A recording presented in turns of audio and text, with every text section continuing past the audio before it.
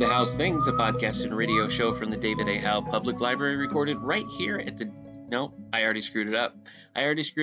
And it's because we're recording at night. I'm here with my friend Steve Rudd. Steve, welcome. Welcome to Howe's Things. Thank you very much. I am very happy to be here. You know, Steve, back in the olden days when Eric Mickles was my co-host, occasionally when we were trying to pack it in so we could get a special episodes in time for holidays or whatever, we would occasionally record at nights, and we would call those episodes All the Books Nights. All right, so practice. Say it with me. Yeah, Ooh, I'll say it, and we both say nights. Here we go. All the books. Nights. You were slow. You missed it, and that's fine. I'm sorry. It's because I was tempted to go shh because it's a library. Okay. Yeah. All right. I get that. So we are recording at night, and it is Star Trek Day. So pretty exciting holiday that we're celebrating here together, Steve. Wouldn't you say? Absolutely. Kapla. Yeah. 100%. Thank you, man. I feel that. I feel that right in my heart. Steve here. Your hearts? Was my hearts. Yeah, two hearts. Steve was on an episode of the All the Books show back, when was that? 2019. We did a Summer of Concerts episode where we recounted all of the concerts that we had all gone to, and Steve and I had seen the Rolling Stones. And I feel like we should talk about that for a minute, because Steve, that was Charlie Watts, legendary drummer from the Rolling Stones. That was his final concert tour. Yeah. And we got to see it. Wow, that was actually his final tour. It wasn't. I mean, there were shows after we saw, but the last time he performed with the band was in that tour we saw just a few dates later. Man, I remember that being a fairly good show. I remember we both wanted that slow set, and we kind of never really got it. We did have to suffer through that Keith Richards set of Keith Richards solo songs. That was rough. But no, I mean, I still remember like sitting there in the stadium. Of course we were way up super high, but when the Rolling Stones came out, I mean, it was the Rolling Stones. You know what I mean? Like, it was the Rolling Stones. Like, I've seen McCartney, I've seen Ringo Starr, like, separately on their own, like, doing their own thing. But, like, this was the classic, like, Rolling Stones lineup, with Charlie Watts, Keith Richards, and Mick Jagger. I mean, altogether, those three were on every album, and others would change. They were all there. Like, that was the core, and it was pretty cool, especially in hindsight, now that we lost Charlie Watts. Pretty cool that we got to see it, Mick Jagger came on stage, shaking his, bony booty, and it was, I mean, I thought, oh man, it would feel just like this 20 years ago, and then 20 years ago, right? That even 40, that like he'd come on stage doing his little, dance, and it was fun. I had fun. I know, I had a good time too. I had a good time too. And before that, we saw that Michael Nesmith concert together, which was that was a really good. Show. And then not long after that, we had Michael Nesmith on the All the Book show, and I got to interview him. That's right. Yeah. I didn't mention that we just saw the concert because I thought it would be weird, but oh man, we should have. You should have. That Phoenixville auditorium was just like, that was a very intimate. It was location. Like, I felt, even though we were like, I don't know, we were towards the back, it still felt like we were right there. It wasn't a bad seat in the house. Yeah. And I think, the age of it, the look, it just all really fit with his style. So a couple of great shows. And you can hear those episodes of the All the Book show right here at soundcloud.com/allthebooks, or wherever you get your podcasts. Summer of Concerts is one, and Interview with Mike Nesmith is the other. But we're not talking about aging rock stars. Today, we're going to be talking about Star Trek, because it is Star Trek Day. But before we do that, let's open our books and see where the old bookmarks are. All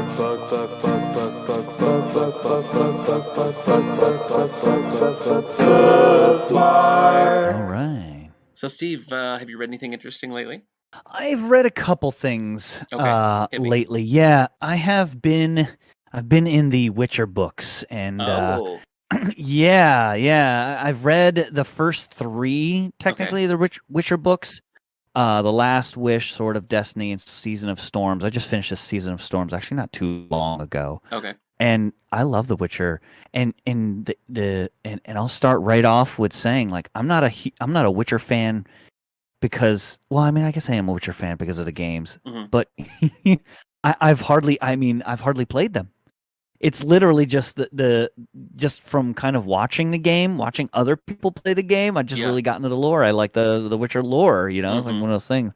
But yeah, I read Season of Storms recently, and it's what's funny is that book is not very aptly named. It should be called The Sword of Destiny. Oh, So the Sword of Destiny book is because the Season of Storms is all about his swords, okay. about him losing his swords and trying to find them, and like that they're important, and so it's just kind of funny and Okay. ironic. If you're interested in watching the show, I would start with The Last Wish and Sword of Destiny. They kind of have they're books that have like little vignettes, Hmm.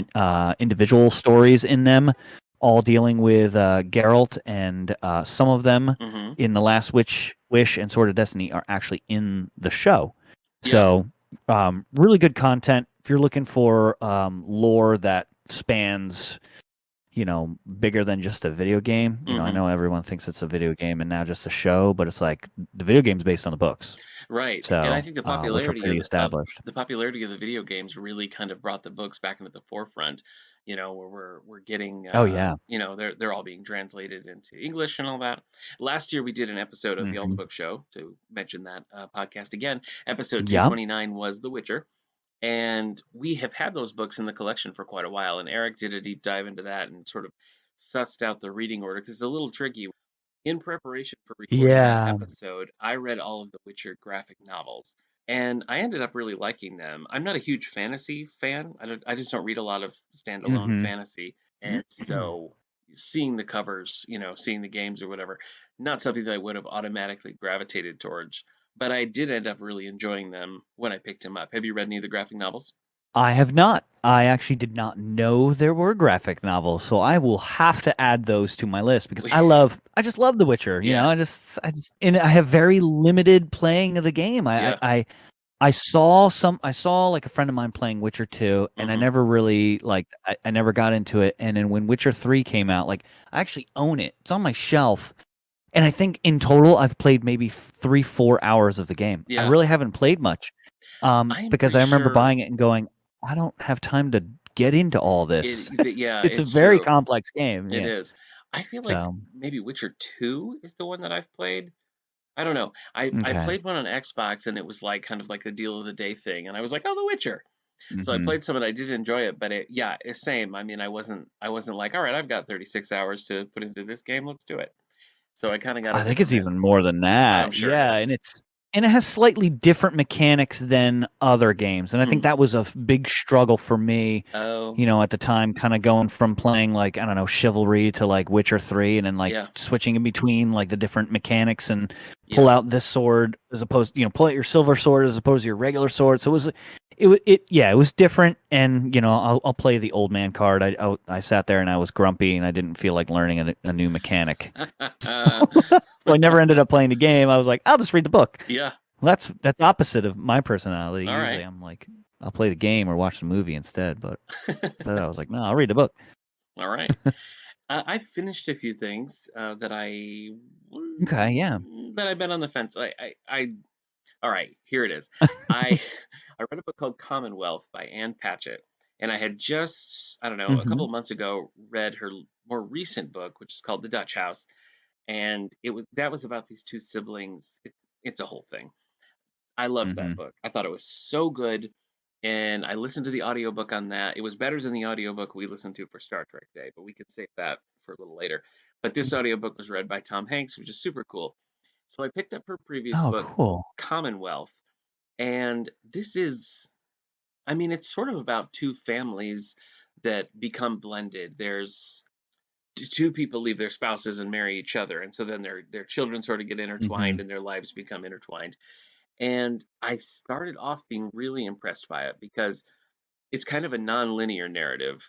So like you're starting, you're reading Okay. along and Yeah. everything's just going, and then it's like the next paragraph is 20 years in the future with no explanation, you know? Oh, whoa. Yeah. So Yeah. like you're reading along and you're reading about this guy who kind of crashes a party and then kind of falls instantly in love with this woman who is married to the host of the party.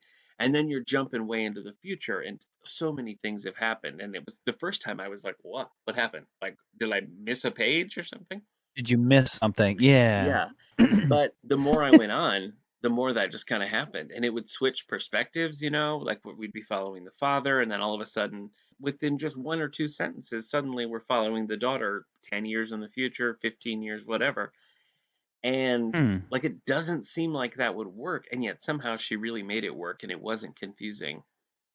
I think where it slows down a little bit is towards the end, it becomes much more traditional and much more linear as the kids are sort of dealing with their aging parents. And I think once it switches to a more traditional kind of storytelling, it loses the magic of the earlier stuff. So Yeah. it wasn't a book that I was like, oh, I can't wait for this to be over. But by the end of it, I was kind of like, it started with a lot of promise, but that was just okay. Hmm. But I will sing the praises of the Dutch House forever because that was one of the best books I've read, maybe ever. You're not a Oh big wow. are you a big comic book reader? You're not really, are you? Not really. No. Are you I. familiar with the I mean, Eternals? I am not. Okay. No, I've had to rely on some friends of mine to give me information on that. So the Eternals has a movie coming out later this year, a big Marvel movie. Hmm. It is based on a Jack Kirby story from the 70s, and it's it's a pretty interesting I know Jack concept. Kirby. Yeah, yeah, yeah. Yeah. This is one of his more He's an trippy. artist, right? Yeah, Was he so an artist or yes. just a writer? Yeah. Started Okay. well, his career is primarily was that of an artist, like way back in Hmm. co-created Captain America. Joe Simon, Jack Kirby created Captain Yeah. America, co-created most of the original X-Men, all of that kind of stuff. And he would kind of bounce back between Hmm. Marvel and DC. And the Eternals was kind of the tail end of him bouncing back to Marvel. And very it's like our world, but it's like, what if these big alien gods inhabited it first? And so then you have the Eternals, and you have the Right. Celestials, and you have another group of more like evil type characters. And it is just trippy and weird. So I read the Kirby stuff a while ago, and Yeah. I just read the Neil Gaiman collection, which I thought was decent. This is all about the Eternals just living normal human lives and having to sort of like wake up and realize, oh, wait a minute, like I'm an Eternal. I'm one of these celestial beings, and they've like lost their Neil memories. Gaiman does that Neil too? Gaiman does it. Yeah. Yeah, Neil Is that Gaiman. the American Gods or is No, that no. the actual Eternals? It's Eternals. Yeah, this is just a Marvel Oh, comic no that way. Neil Gaiman and John Romita Jr. did. It's really interesting, but it kind of Oh, has okay. like a game on ending, like you're ready for the next chapter and there is no next chapter. I was kind of reading that to bone up on the Eternals because the movie's coming out. Oh, no way. I have to do that. I failed to mention at the top of the show because I mangled what I was trying to say because it's a Knights episode. Nice. Um, Steve and I do a Star Wars podcast together. This Endorian Life, Yes. an Ewok podcast over on the Radio Meanwhile network. So we've been doing that for I don't know a couple of months now. Yeah. Time's flying. 2, 3 months. So I Yeah. feel compelled to tell you about a Yeah. Star Wars book that I just finished a few days ago, and that is On Star Trek Day. Oh man. William. I know I shouldn't talk about Star Wars and Star Trek Day, but I have to tell you, Heresy. William Shakespeare's Star Wars: Verily a New Hope by Ian Dosher. This is. Do you have it? Are you looking at your shelf right now to find it? That's I it. have it. That's it. It's so good. It's so good. Yeah. Yeah, you know what? I listened to the audiobook for about half of that, and then I was like, "Ooh, this is annoying." So I switched to the others. You got them all. I got them all. I think part of the problem with reading the New Hope one is that's like the least Shakespearean of the Star Wars stories. Yeah. It didn't really work. First movie's pew pew, pretty much. It's Yeah, just well, you have shooting such and a long time yeah. where they're just like chilling on Tatooine, and then so it didn't work as well as I think something like really the prequels I think would have been really good, or even Return of the Jedi. But this author, Prequels. Yeah, that's those. Yeah. I think they'd really lend itself to it. Politics and stuff like that. Yeah, The political aspect that's what would I be was fun. thinking. The scope of them, I think, is a little bit more appropriate for a Shakespeare thing. Yeah. That's one we have in the collection. That's one I read with some friends for a book club, and we had a good time. But we all kind of agreed maybe that was not the best. Uh, maybe that was not the best for the Shakespeare treatment. I'm currently reading a historical fiction called Yeah. The Four Winds, which is set in the Great Depression. So far, so Mm. good. Oh, So okay. far, so good. Yeah. All right. Well, let's roll into some book news. Are you ready? Yes, let's go. Look into the future to see what it proves. It's time for book news. First off, I want to mention the Women's Prize for Fiction. 2021 was just announced, and this went to Piranesi by Susanna Clark. Susanna Clark wrote a book called Jonathan Norrell and Mr. Strange. Don't at me if I'm wrong about that. That's basically what the book's called. My wife read this and loved it, and has loved pretty much everything she's read by this author. Oh, here it is. Jonathan Strange and Mr. Norrell. Yep. Is that what I said? Something like that. Okay. Yeah. So It's here's close. Thank you. Here's the synopsis for Piranesi. Piranesi lives in the house. Perhaps he always has. In his notebooks, day after day, he makes a clear and careful record of its wonders, the labyrinth of halls, the thousands upon thousands of statues, the tides which thunder up staircases, the clouds which move in slow procession through the upper halls. On Tuesday and Fridays, Piranesi sees his friend, the other. At other times, he brings tributes of food and water lilies to the dead, but mostly he's alone. Messages begin to appear, scratched out in chalk on the pavements. There's someone new in the house, but who are they and what do they want? Are they friend, or do they bring destruction and madness as the other claims? Lost texts must be found, secrets must be uncovered. The world that Piranesi thought he knew is becoming strange and dangerous. The beauty of the house is immeasurable, its kindness infinite. Sounds kind of intriguing. Yeah, especially like 1,000 statues. Yeah, Like, yeah, yeah. it's a Yeah, big that was house. not what I thought this book was about. So interesting to Huh. see. The only one of the short lists that I read here was one called The Vanishing Half, which I thought was decent. We did that for a book club. But you can see the short list as well as the full long list at womensprizeforfiction.co.uk. But congratulations to Susanna Clark on that. Cool. Yeah. Congratulations. Let's pop over to the New York Times. Are you ready for some bestsellers, Steve? I am. All right, give me your hot takes on these. Number 10 with 14 weeks on the list, Nine Perfect Strangers by Leanne Moriarty. A romance writer becomes fascinated by the owner and director of a health resort. So we did a Leanne Moriarty book club a couple years back. We Mm-hmm. did it was called the Endless Winter Book Club. And so over the winter, every month we read a book by the same author. And we Oh, learned that's a that good idea. if you read Leanne Moriarty books back to back to back, the similarities really stand out in a way that makes it kind of a pain. Yeah. I mean, it's So, not. I mean, that's like Clive Kessler. I'm a big fan of his books. That's kind of how they oh, run they're that just same way just too. Where similar. they're Yeah, like, yeah, it's very yeah. similar. You know, like 8 books later, you're like, huh, that's weird. I Same thing, except instead of the desert, now it's in the water. You know, yeah, like yeah. I mean, you realize when you say something like that, all I'm hearing is that you and I should do a Clive Cussler spotlight sometime in the future. oh, 100%. I've actually never read a 100%. Clive Cussler book, but I mean, I've worked in libraries for 20 years and I've enjoyed every moment of seeing the covers of Clive Cussler novels. So Seeing the cover, they're I just just sold my entire majestic. Clive collection. Really? Probably, I was like in the height of COVID, and I Mm. remember because we were like, "Here's the book," and he like threw the money at me. You know, it's like it's like one of those things where like we just weren't sure. But yeah, I sold like 40 something books. Like Wow. I had like almost his entire collection, except Wow. for like a few of the newest books. I didn't read them all. Mm-hmm. But in talking with him, I kind of regretted it because he's like, "Oh yeah," and he started telling me about like the new characters, and I was like, "Oh, that sounds really interesting. Enjoy," you know. So Clive, like, I don't know. One day I'll read them yeah, eventually. yeah. So, Clive Cussler actually just passed away in 2020. he did. I He did not know he that. did, yes. Oh He man. was publishing right up until the end and passed away Oh man. That. February 24th, 2020. Yeah, Wow. I did yeah. not know that. That Yeah, just is just very about sad. almost 90 years old.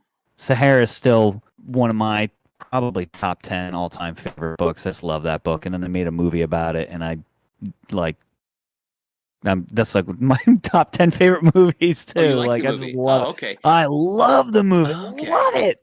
I'd heard Yeah. Oh yeah. I heard bad things about that movie. It was So, well. It was a huge flop. They spent yeah. too much money, Okay. and then it was something like it was one of those things where like I think the marketing was really bad Oh. because it is everyone I show it to.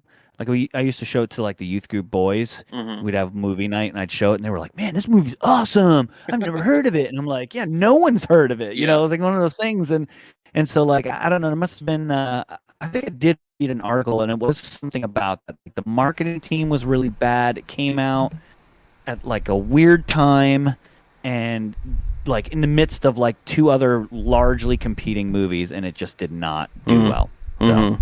Well, that's a yeah, bummer. unfortunate. Well, I've learned a lot Yeah, 'cause- about Clive Cussler today. All right. Sorry to No. Listen on the New York Times bestseller list. Let's go. Number 9, 40 weeks on the list, The Midnight Library. Nora Seed finds a library beyond the edge of the universe that contains books with multiple possibilities of the lives one could have lived. Number Ooh. 8, I know, 17 weeks on the list, People We Meet on Vacation by Emily Henry. Opposites, Poppy and Alex, meet to vacation together one more time in hopes of saving their relationship. Yeah, I think the stress of travel is the way you save a relationship, wouldn't you say? Yeah. Oh, 100%. Absolutely. Yeah, I just think something about that really works. So that's great. Number 7. That's 17 weeks. You're saying that's 17 weeks. That's a long time. It's been a bestseller. That's impressive. Yeah. Some of these got some staying power. Number 7, 13 weeks on the list, Malibu Rising by Taylor Jenkins Reid. An epic party has serious outcomes for 4 famous siblings. Number 6, with 18 weeks on the list, The Last Thing He Told Me by Laura Dave. Never trust someone with 2 first names. That's what I've come to learn. Laura Dave. Laura Dave. This one is about, let's see, Hannah Hall discovers truths about her missing husband and bonds with his daughter from a previous relationship. Number 5, 10 weeks on the list, The 7 Husbands of Evelyn Hugo. A movie icon recounts stories of her loves and career to a struggling magazine writer. Number 4, 2 weeks on the list, so relatively new, we have The Madness of Crowds by Louise Penny. All right, these books are super popular here at the David A. Howe Public Library.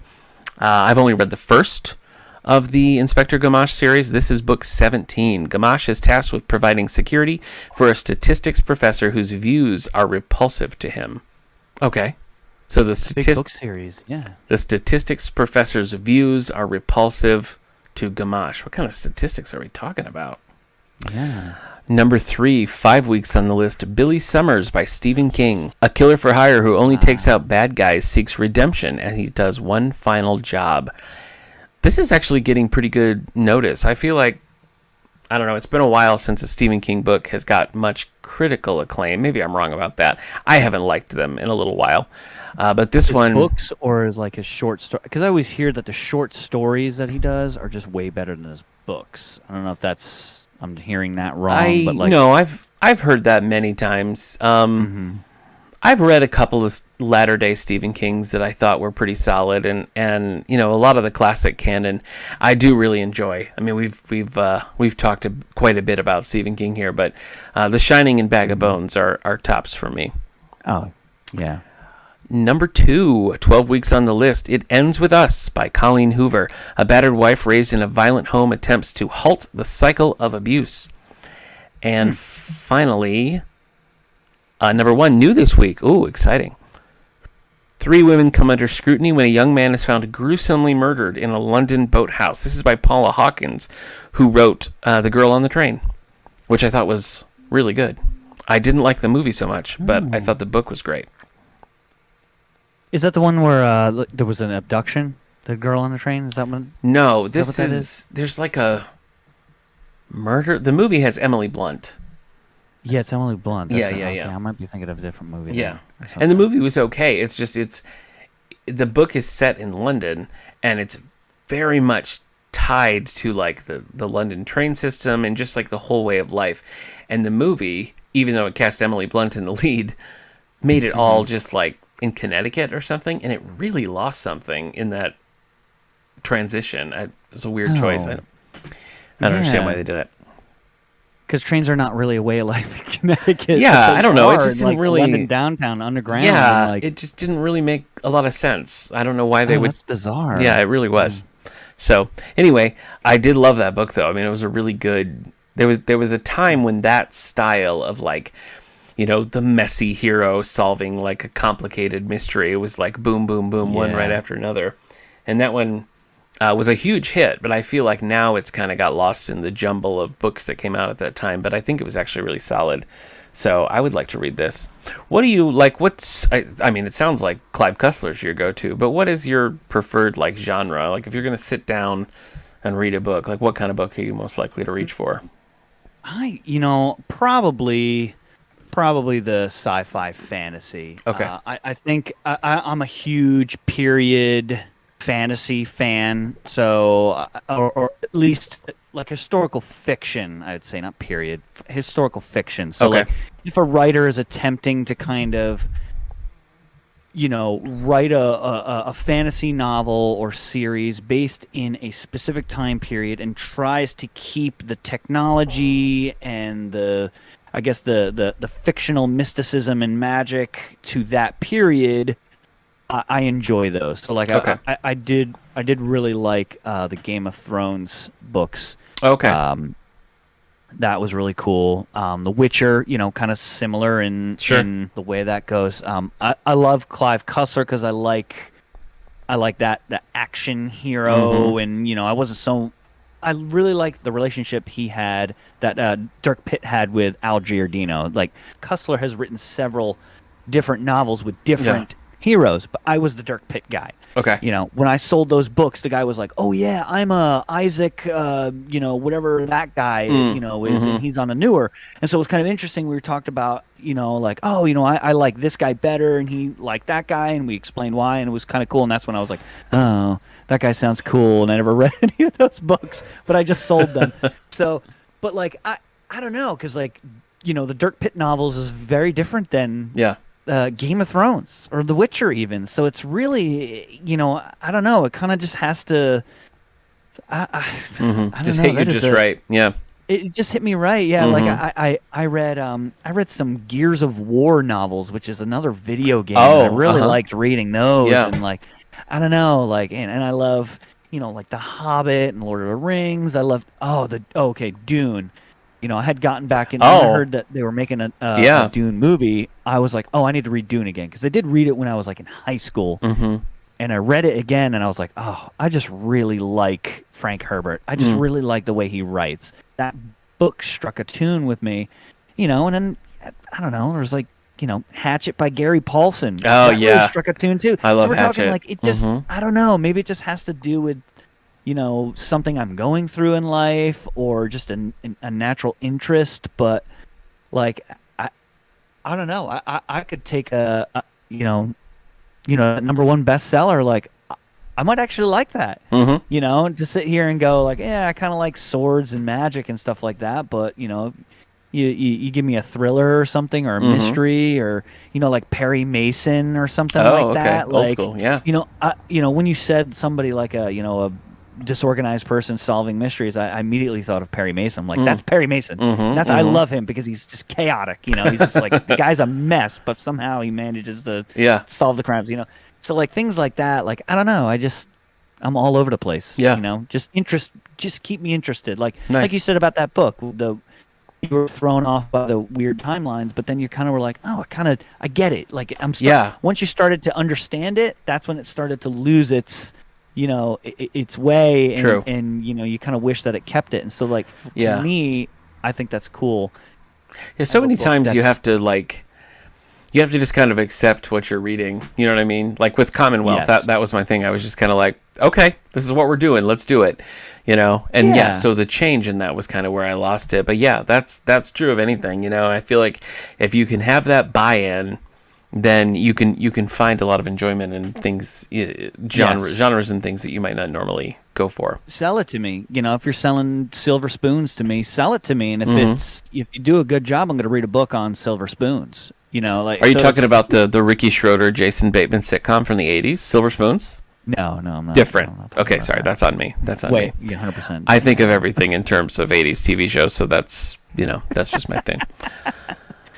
All right. Well, that was the combined print and ebook fiction list there. So you can check any and all of those out at the David A. Howe Public Library, or your local public library, Steve, wherever the heck you are out there in New Jersey. Shall we turn it over for a little Star Trek talk? Let's do it. All right. Well, Steve, I didn't say at the top of the show, again, another thing I didn't say because I was stumbling around in the night. I feel like our relationship began twice with Star Trek because Steve and I have known each other for a long time. We went to college together. We were in each other's weddings. We go back. Yep. And the first time I remember you was when my whole dorm floor was playing Star Trek Voyager Elite Force on a network thing. Wasn't that like how we met? I can't remember if that was what it was, or it was I could see you from walking down the pathway. I could see to the second floor.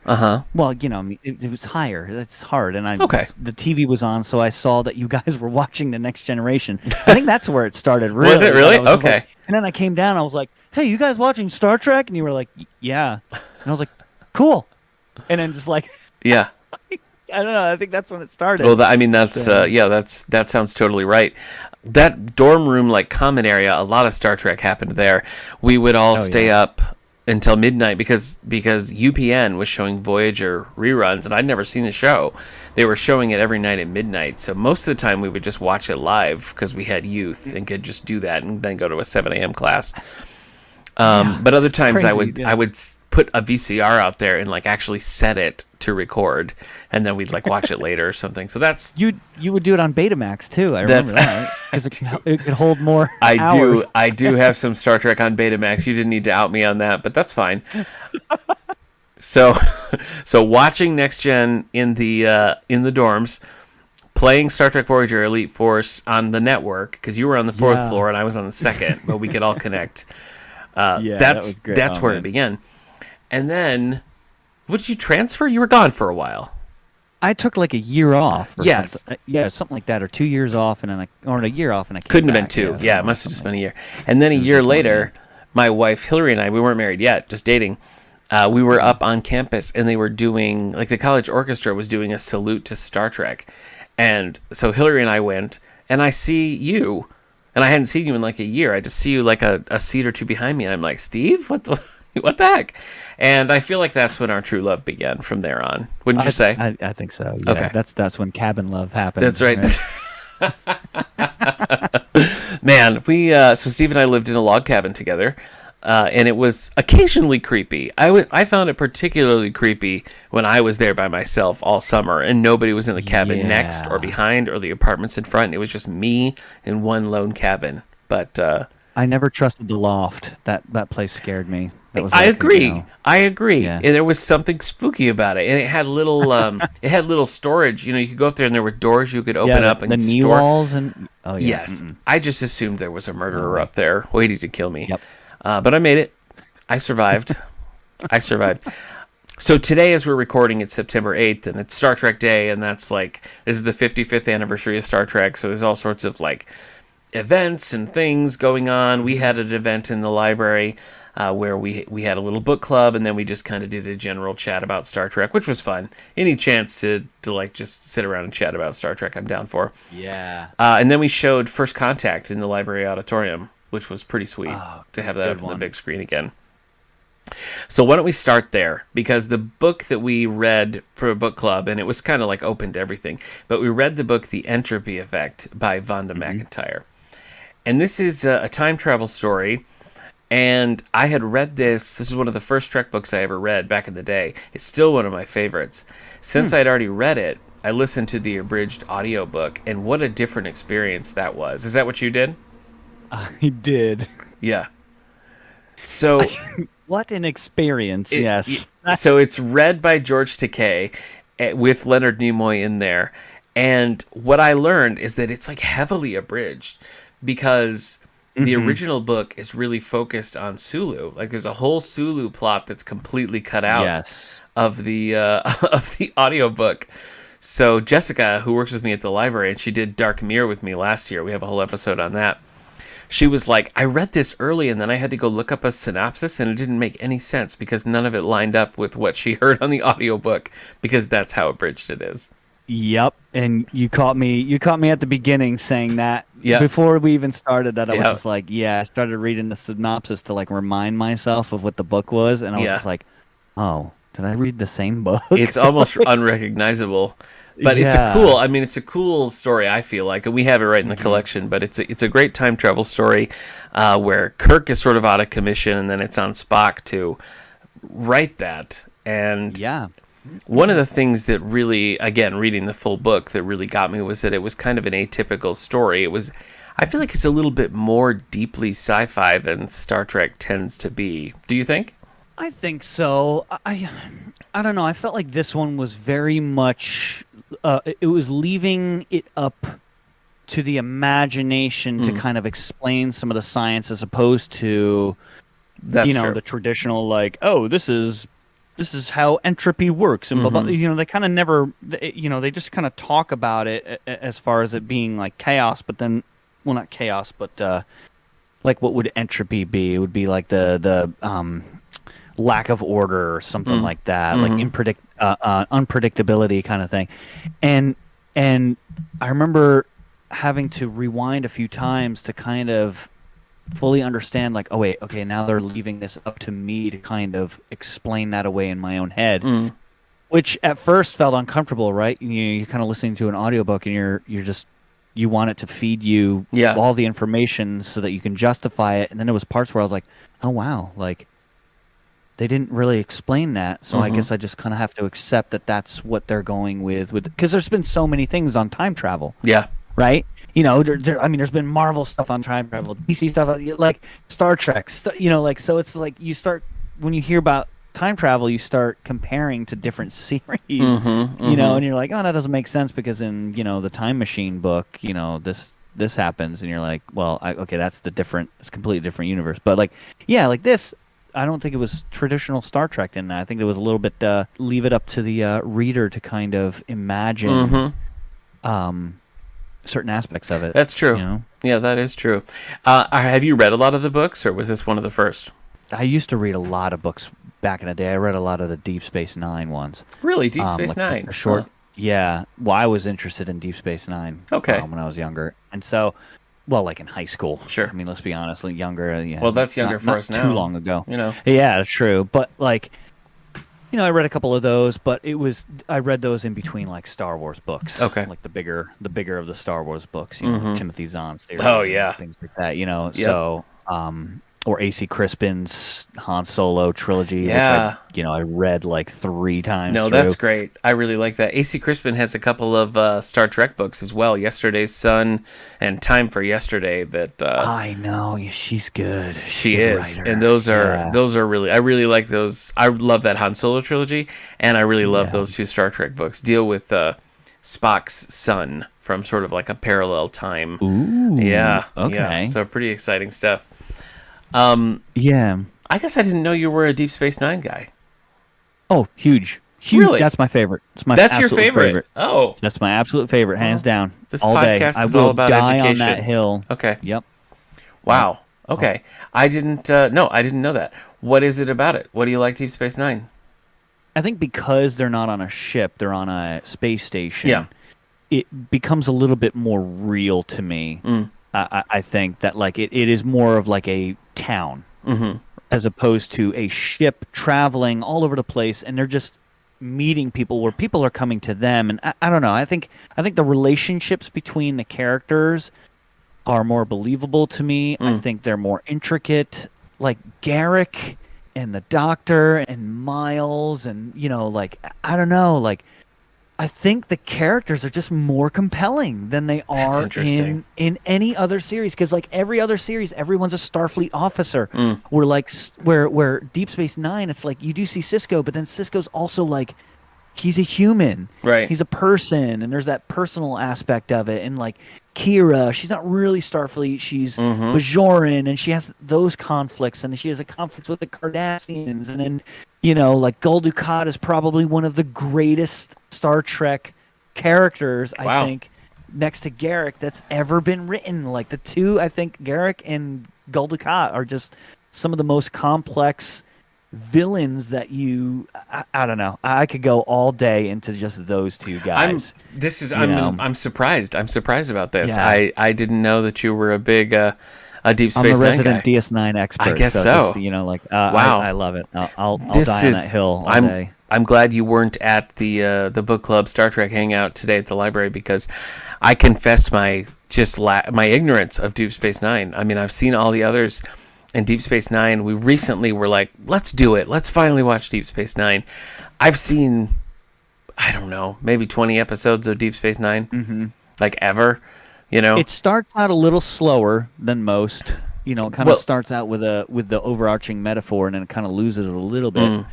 But man, it gets great. You're selling me a little when you're talking about like the characters and how they developed and thing, because that's one issue I have in season 1. I'm just like, not that into the characters, so maybe I need to stick it out.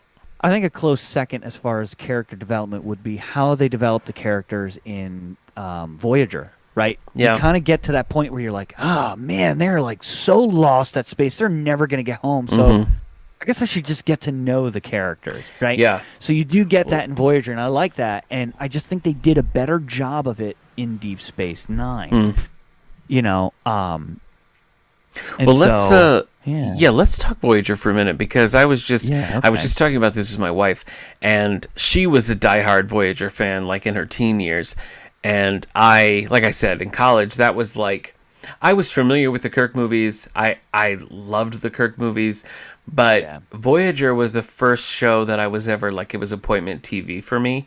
Like I'd seen scattered episodes of Next Gen. I'd seen scattered episodes of the original series. But I'd never like sat down and have been like, okay, hurry, we got to get back because Star Trek's going to be on. And that's what Voyager was for me. So I feel like I can't really disassociate it from like that fun time in life, college with like all of my friends gathering around being like, has it started yet? So automatically Voyager gets a boost for me. But my wife was saying that she feels like people tend to get stuck on the fact that the original series and Next Gen essentially have the same premise, just of exploration, whereas Deep Space Nine is exploring a totally different kind of relationship and structure of a show. And it's the same with Voyager. Like, Voyager is not so much a show about exploration, it's about these people of two different crews are slammed together, and you're just kind of like building a family, and like adventure and exploration happens, but it's kind of more about how do they make it work when they literally only have each other, and then the vacuum of space. So Voyager for me, it's so hard. It's really hard for me to say I like Voyager more than I like the Kirk era, but Voyager has a special place in my heart for sure. I always wanted them to go a little deeper into the fact that they're lost. I wanted to see more like, oh crap, this engine's dead, so we have to like put on this engine from this random. I wanted them like jerry-rigging the ship with the Delta Quadrant parts and things, and they do it a little bit. I wanted them to like really do it. Yeah, that I loved that about Voyager, about constantly like assimilating new technology into their ship just to keep going, like crying out loud, Well, I think Voyager, now with modern Trek, and I think even Deep Space Nine, it got into this a little bit more, having more of a sense of a serialized storytelling, because once you get into like the Dominion era of Deep Space Nine, that's pretty serialized, right? Things connect week to week. I think if Voyager would have had, like, they had a catastrophe, and then the next episode is a total reset. Like, the ship's fine, everybody's fine. I feel like if Voyager was a more serialized kind of story, you would have gotten a lot more depth out of it. I feel like they started to get serialized, kind of like when they started to have connecting episodes, right? I just think it's the show that blowing my mind here. It's about the this show right now. that lends itself the most to a serialized kind of storytelling. And you're right, you do have a lot of two-parters, and there are stretches where it's like, when they're in Borg space, that's kind of an ongoing presence. Yep. But I think you really would have done well to see that ship really occasionally like limping along until they could kind of get their bearings again. But I love the characters in Voyager too. You're talking Deep Space Nine, like really connecting with all of those characters. That's how I felt for the most part about the characters on Voyager. I just think they're like. Who did you associate with the most? Tom Paris.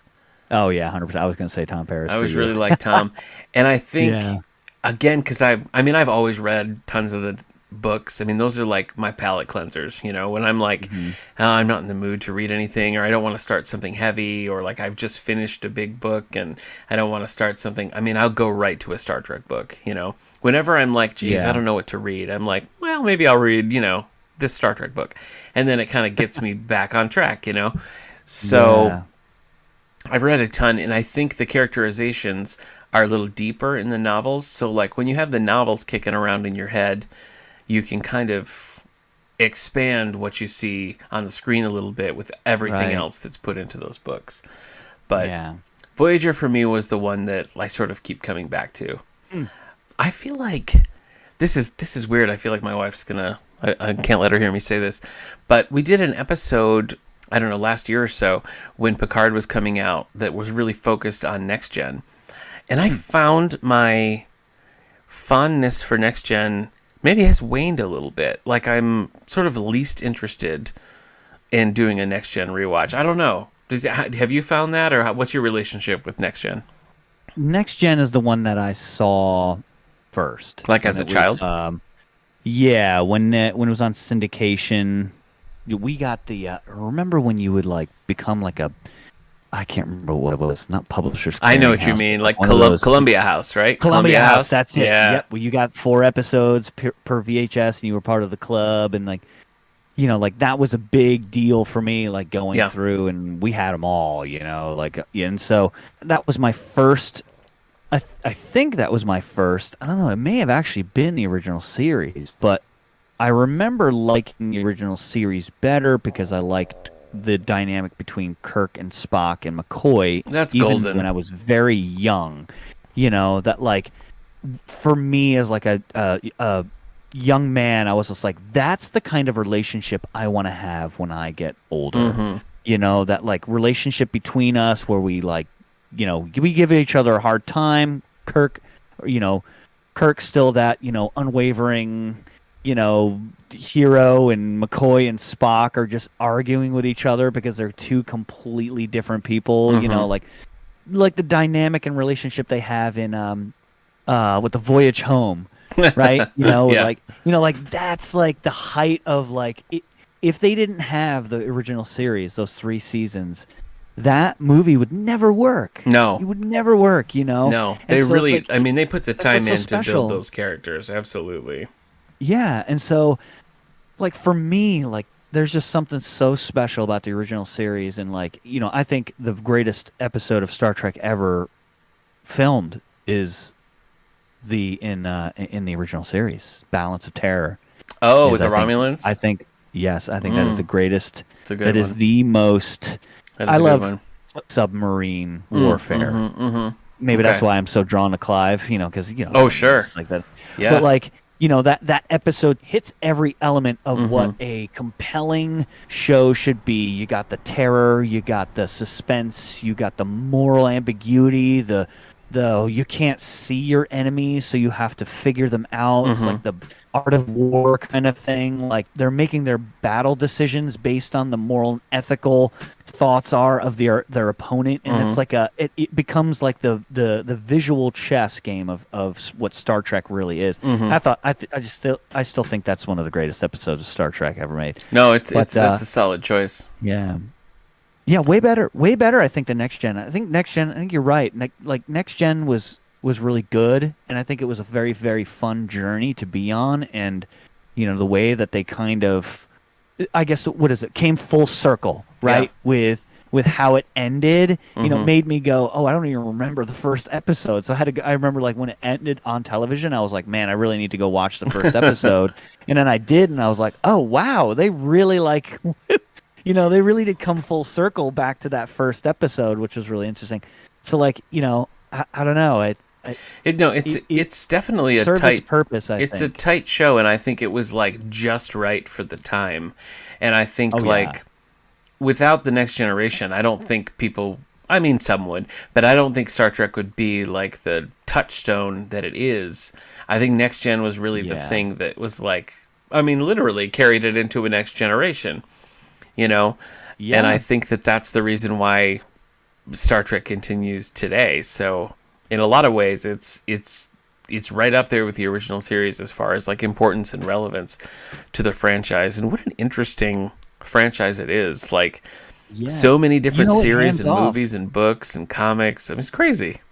Next Generation hands the baton to DS9. Sure, Like, yeah. Picard is in the very first episode, Yeah. kind of, you know, talking with Cisco about, like, you know, is this really what you want? And, Yeah. stuff like that. So, like, I don't know. Like, I always thought that was cool. That it was like a true, like, here you go, you know? Well, I like that tradition because you have Dr. McCoy in the pilot for the Next Generation.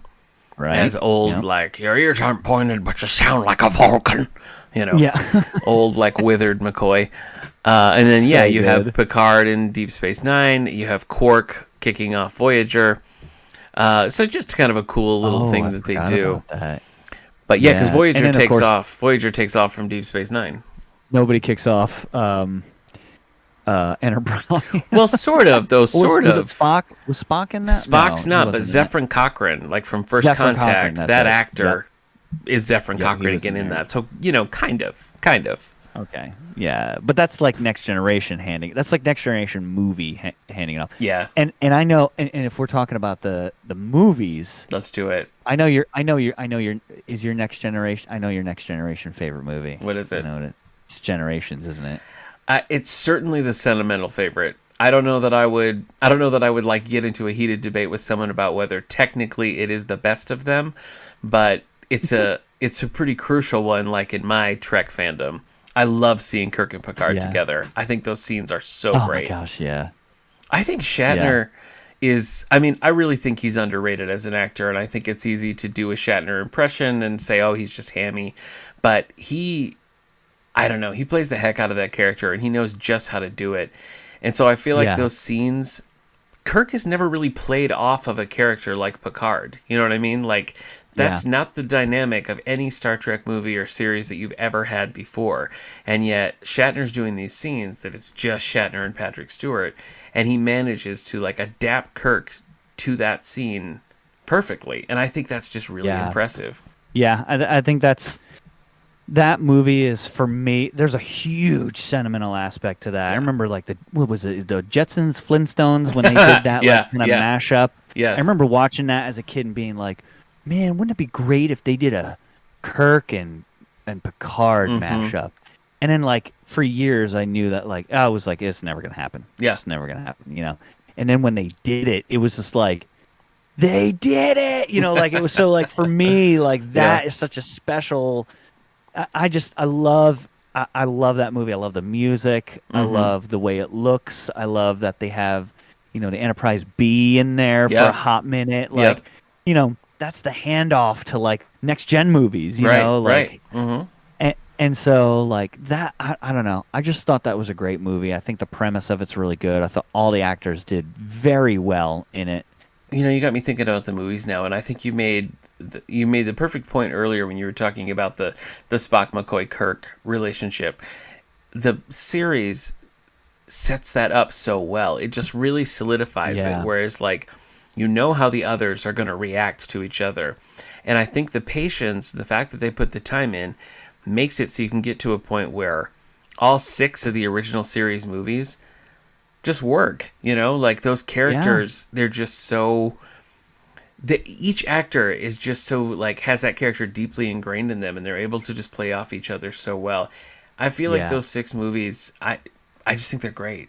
I love watching them. I would if somebody was like, hey, let's do a rewatch of the Star Trek movies, I'd be there. I know, because I just think they're so much fun. He's my buddy Gene. I think Roddenberry? No, I wish. Okay, I think one of his favorite movies is the original motion picture. So, for me, when I remember talking about it, or he was talking about it, I was like, whoa, really? Like, that's your favorite one? Like, for me, like, not really, but I know the motion picture was ahead of its time in special effects, and, and it had to compete with Star Wars and things like that, but, like, not exactly, for me, the best of those 6 movies. I still, I know you'll disagree. I know you like Star Trek 3. I really don't. I don't like Star Trek 3. I do like 3. But see, the thing is, like, what happens at the end of Star Trek 2 and that relationship and the tragedy that happens there really sets Star Trek 3 up for that journey that, like, they devoted a whole movie to get Spock back.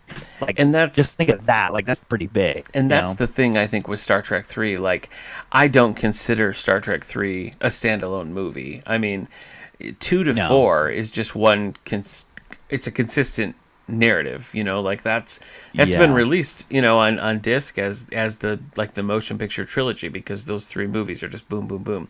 So that's what I was gonna say. Yeah. So when you look at 3 as like the middle part of a whole, I just feel like the character work in 3, some of the things they go through where they're like they don't have the Enterprise, and like Kirk has a lot of character stuff there because he's dealing with the loss of Spock, he's dealing with the loss of his son, the loss of his ship. You know, his ship. Yeah. I just think the character work in that is really great, and so as like a longtime fan, I enjoy watching that one the most for those reasons. But I would never be like, here, you don't know Star Trek? Watch The Search for Spock. You know, that wouldn't work.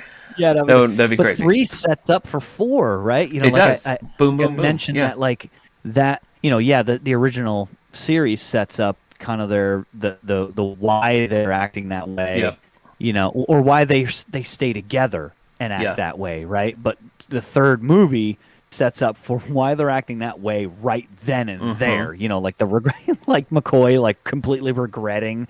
You know, like reviving Spock, like you know, that kind of dynamic of just being so mad, like I shouldn't have left you dead, kind of like thing. You know. And so, like, I don't know, like those movies were just so good. You know, Star Trek V is, I don't know, I like that. I like it too. I like Star Trek V. You know, it gets a bad rap, but I thought it was fun. I sort of feel like the same with Star Trek 3, The Search for Spock. Final Frontier, number 5, is goofier, and it's just a very different tone than the others. And I think if that was like the swan song for the characters, okay, then maybe you have reason to complain. But I sort of feel like, as a whole, looking at all 6 movies together, and the original series, like looking at the whole journey of these characters, 5 is just a fun little diversion. You know what I mean? It's like, if it's not your taste, fine. But like, I appreciate that it's kind of an off the wall entry into the series, and I feel like that many decades in, like, you know, whatever it is, 80 episodes and 4 movies before that, take a big swing. You know, like I don't mind that. Yeah. I don't know. It's interesting because it's about Spock again. I'm actually just realizing this now. Like, oh my gosh, it's another movie about Spock, and you realize that like all the Kirk era movies are really revolve around Spock. True. You know, Khan. Yes, it has to do with kind of Kirk and Khan's, you know, rematch basically, but it has to do with the moral and ethical dilemma that Spock is working through, right? The needs of the many far outweigh the needs of the few, kind of thing that he's working on, and that's part of his humanity, right? Coming to terms with that aspect of his humanity. So, the second movie has to do with Spock. The third movie has to do with Spock. The fourth movie, you know, Spock becomes that like beta character, right? Like now McCoy and Kirk are like the 2 A-list characters, and now Spock's kind of like the I don't know what's going on, but I'm just a part of this movie, right? But it's still like a large aspect of it is his development coming back into his character again, you know. And then you get Star Trek V, which is Spock, my brother, Cybok, and you're just like, so that's Spock again. It's a lot of Spock. No, it's true. It's true. Yeah. But I just think it's such a great ensemble, you know? Like, I just think they work so well together. I feel less warmly about the next gen movies. I mean, I have sentimental attachment to Generations, and I think First Contact is just a fun, like, feels like a very 90s, you know, it's like great. It's like Star Trek Die Hard. Oh, totally. I even wanted to have that the music. There's a quartet that plays, the Vitamin String Quartet plays the theme song. And I was like, oh, yeah, hon, like, when you walk down the aisle, you should walk to this song. She's like, oh, that's a nice song. Oh, what's that from? And I was like, it doesn't matter. Just select it. Walk along. Yeah, and I was like, it's from Star Trek. She's like, no, it kind of sounds melancholy. And I was like, dang it. Like, that was so close. But, like, yeah, like that, I mean, I love First Contact. That's such a great... Oh, it is. There you go again, where there's the technical aspect, but then the humanity, you know, Beta's battle with, you know, trying to be human, you know, and his humanity and stuff. So that's a really good one. Yeah. I like that one. I agree. What do you think about Insurrection? Insurrection, I think, plays more like just a standard episode, you know? Like the most... Just a long episode. Yeah. The most recent rewatch of that for me, I was kind of like... I've never not liked it, but I've always kind of been like, oh, yeah, it's kind of the nothing one. And I think it is just like, it's not particularly cinematic. Like, it really, they could have trimmed that down and made it be an episode of the series. And you know what I mean? Like, you wouldn't really, that wouldn't stand out as unusual. So I do like it. What about you? Well, it also doesn't, I think you're right.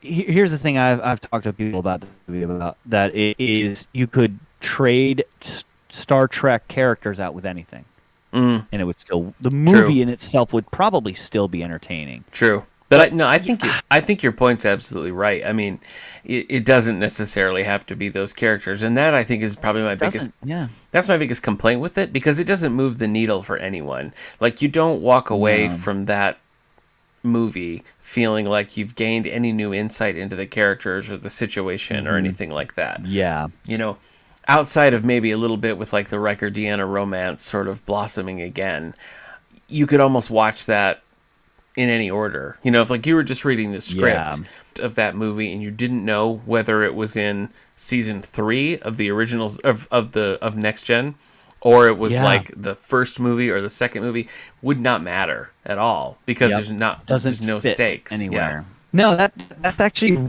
really good point. I think that they didn't tie it in any way, and I think that's to their disadvantage that they did that. You know, that it's really just a standalone movie.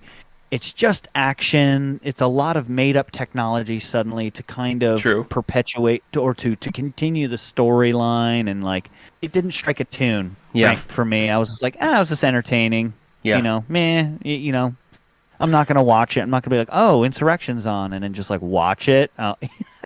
You know, I'll probably watch a rerun of a football game instead of that. You know, like. So it's definitely some fun moments and some quotable moments, but it's not particularly strong. And I feel like Nemesis, for all of the like harsh criticism that gets, to me feels the most like a movie in some ways. Like it's much more cinematic than Insurrection, and it is interesting. Like, it's interesting and enjoyable. It just needed more, I guess. It needed more character pieces, I think. I think there needed to be more between the Tom Hardy Picard and Picard himself. Like, they kind of were just like, on you, but from Romulan. And it's just like, what? Like, yeah. This last time when we watched it just a couple months ago, I was like, why does that character have to be a Picard clone? How does that change the story in any way? What if that was just like a charismatic Romulan politician? Like, that doesn't change anything.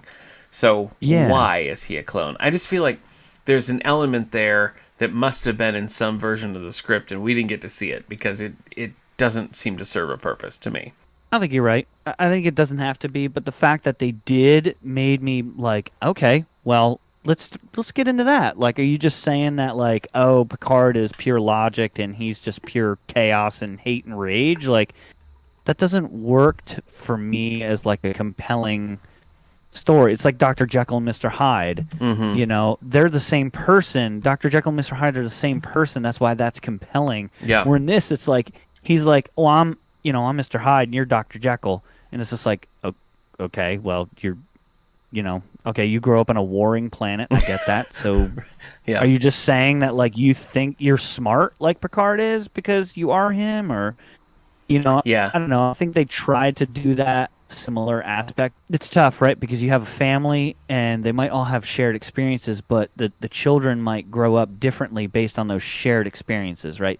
So you can't say it's the shared experiences that make people similar. It might make them similar in some aspects. So what is Star Trek saying here? Are they saying that, well, they're similar because they have the same blood?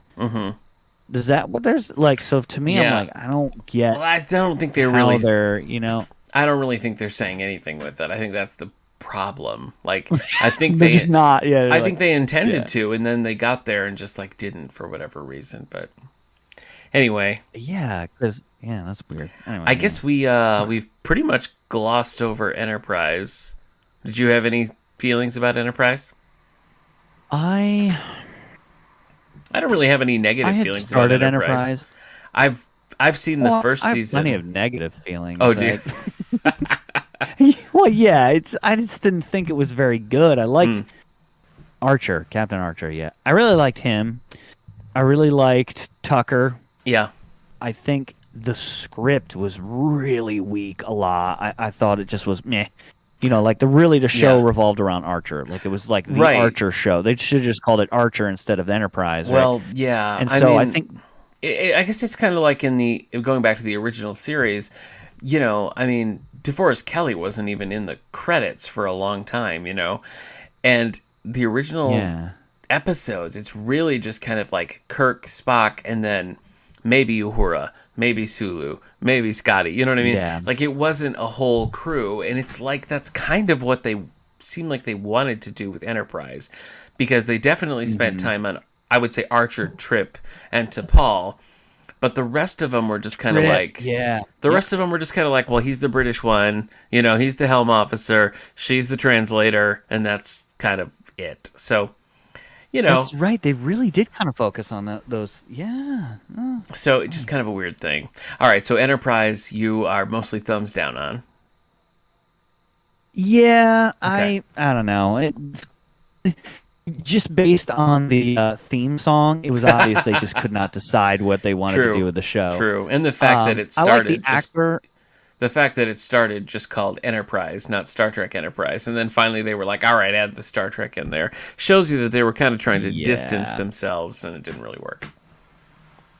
Yeah, so it was Trip Tucker. That's who I was thinking of. Yep, you're same guy. I liked Mayweather, too. I really liked him. I liked that actor. Right. I think he did a really good job. And who played Dr. Phlox, obviously. Phlox, I forgot about Phlox, yeah. He's good. I liked that actor. He's very good. He sold me every time he started doing stuff. Even though he's like a really weird dude, I was just like, oh, okay, I'm listening. What do you say? I guess I always feel like you if I really like sat down and committed to watching through Enterprise start to finish, I feel like I would get into it because I love Scott Bakula as an actor. And just as we go through and describe it, I mean, there are a lot of pieces there that I think are pretty solid. So maybe once I just don't think they mesh. They just don't mesh That like could be the true. other series do. That could be true. Yeah. I mean, how can you not like, how can you not like Scott Bakula? I mean, Quantum Leap, come on. Like, I remember in college realizing that Quantum Leap, they showed it on, I can't remember what channel, but it was on at 2 in the morning, 2:30, 3 in the morning. I remember just being up one night and I was like, oh, it's on. And then like the next night I was up the same time. Yeah. And I was like, they're legit showing Quantum Leap at like 2 in the morning. I wouldn't turn off Quantum Leap. All right, let's hot take the rest of the series that we haven't talked about. The animated series, the original animated series. Thumbs up, thumbs down? I liked it. I don't know. I think it was completely necessary. I wish that show went for like 4 seasons. I like the animated series too. I feel like the fact that they're dealing with 30-minute episode cuts out a lot of... Sometimes the original series episodes would get a little chunky and you'd want it to be a little shorter. So I feel like the animated series scripts were really strong. And like, yes, the quality of the animation wasn't always great, but I think the show holds up pretty well and is pretty solid as a whole. I was very entertained. Yeah. Very entertained throughout the whole series. I'm still in on Discovery. I go in and out. I like it for a while, and then I don't. I started not liking it at all, and then kind of got back into it. So that one gets a pass for me. Like, I'll keep watching it. What about you? Yeah, I started to lose that show. I really started to like it, and then sometimes when shows just they start to go too far from where I think they're going to go, I start to lose like the interest in the show. Yeah. And I think for me, it did get to a point there where I was like, I cannot wait for the next episode. I cannot wait to watch the next episode. And then I got to the point where I was like, I really don't care that there's another episode. And I would like watch it and I'd be like, ugh, just not, Yeah. It's uneven. I feel like it's maybe the most uneven. Yeah, maybe the most uneven of the shows. One that I feel pretty universally negative about would be Picard. I don't like the Picard show at all. No. That's a thumbs down for you as well. 100%. You know when you and it's not fair. I didn't finish it, but like we. To spoil it for everyone, they killed half of the compelling part of the show in the very first episode. True. For me, I was just like, I agree. What? No, I totally agree. Like, I mean, I think the ending is worse than the beginning. So possibly with possibly with Q coming back in season coming in season 2. Coming back, yeah. Maybe that would do it. Yeah. But aside from the episode where Wrecker and Deanna come back and they have like an episode with the 3 of them, I got nothing good to say about Picard. Which makes me sad. Yeah, right. Even the twist in like the 4th episode or 5th episode, right, with that doctor. even with that, when I was like, what? And then I watched the next episode, and I was just like, yeah. Yeah. I think the next episode was the Jerry Ryan one, and I was like, I watched it because Jerry Ryan was in it. But I was just like, man, what a complete waste of. I was It's like, a waste. It's a waste of that actually character. happened? Yeah. Yeah. Like, she's, I was like, here she is again. It's just like, what is she? Is she like Starfleet? Is she not Starfleet? Is she like part of this? Is she just not part of this? Is she just doing it for money? Like, I mean, because like Voyager was sort of my window in, I was almost more excited about the thought of seeing 7 of 9 again and like the Voyager world than Picard. And the fact that they just brought her in and completely wasted the character, I don't understand. And I hope something in season 2 makes that worthwhile. But when that show's back on, it's going to be a straight up chore for me to press play on season 2. As much as I dislike Picard, I that much like Lower Decks. I think Lower Decks is hilarious, filled with deep cut, old school Trek references. That's one that I'm like, oh, there's a new episode. Like every week when it's on. I love it. You got to get into it. You haven't, right? You haven't seen it? No, I have not. Yeah. And I wish I did so that we could bounce, thoughts off on it. Get on board. And then we got a couple of new ones in the works. Strange New Worlds, which is following Pike and that crew, and is meant to be more anthology style like the original series. I'm very excited about that because I really liked his Pike. I really like the Spock from Discovery. I'm ready for that show. I think that'll be good. I really hope that kind of goes to the original, like the flow and the theme of the original series. I hope so too. Next Generation kind of has that like ethics and political correctness and we need to justice and like that, and it works. You said, it works for that time. But I think it loses its luster a little bit as the ages go on and decades. People have changed. What's important has changed over the decades. But I think like the relationships and stuff and the morals and the ethics that are built in the original series really are the building blocks for the rest of the show in whatever series you're watching. Right? Yeah. They always dealing with some sort of moral and ethical dilemma and trying to, there might be a bad guy, but there's also that inner battle of what's right and what's wrong, and sometimes they're put in situations where they need to make potentially two wrong between two wrong choices or two. So I think the original series just does a good job of just laying the groundwork for the rest of the series, and if they go back to that with like the 5-year mission of like really discovering, who they are, I think that's going to be a good show. I agree. I'm looking forward to that. I'm also looking forward to Star Trek Prodigy, which is a Nickelodeon Paramount Plus thing that is actually like an animated series meant for kids, which my son really likes the original, like the 70s animated series. And if we're watching like the original series or something, he would sit down and watch that. He doesn't care about like Next Gen or Deep Space Nine or something like that. And so I'm excited about having a new show that I could watch with him. And I'm super excited that Kate Mulgrew is back as Janeway. So, she's great. She is. I love Janeway. That's like a whole nother podcast of discussing like putting the captains in order. Oh, I think it's such a struggle. It is. Because it's so different.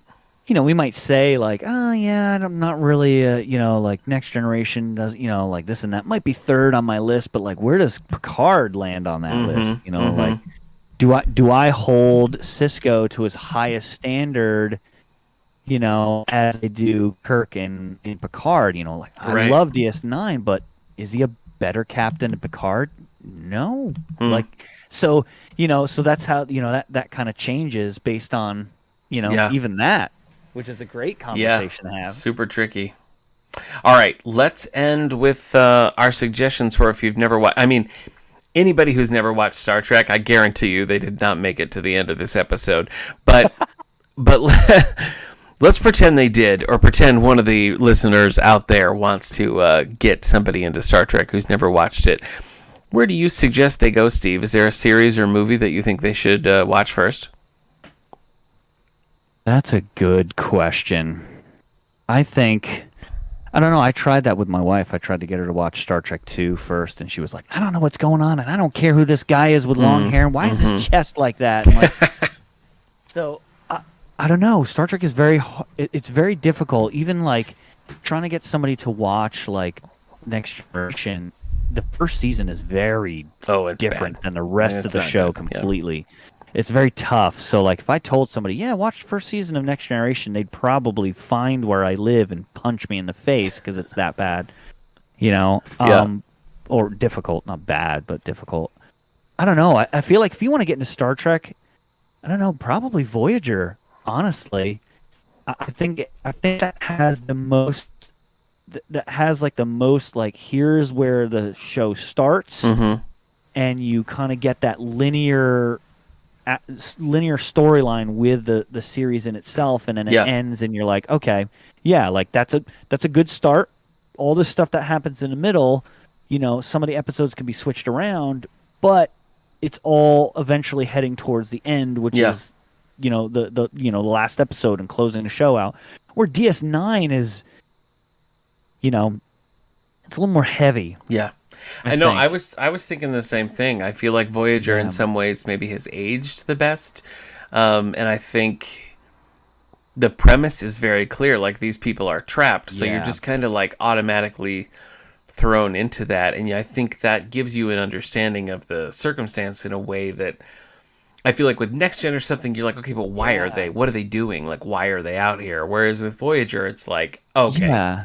So that's actually series-wise, I was thinking that too. I think you could make an argument for the original series just because it's the one that started it all, and it is still very compelling, but it's also kind of slow, you know? Like, the episodes are long, and sometimes you're like, all right, let's move this along. I think it's got to be Voyager. I agree with you. I think series-wise, Voyager is maybe the place to go. If you have somebody who really is like not a sci-fi person, definitely not a Star Trek person, and you're trying to figure out like where do you dip your toe, I might even say start with the JJ, like Star Trek 2000, whatever, 2008, 2009, the Chris Pine one. Start with the movies. Yeah. Like, I feel like that first Chris Pine movie is very self-contained. Like, you can watch that and not be like, all right, what happens next?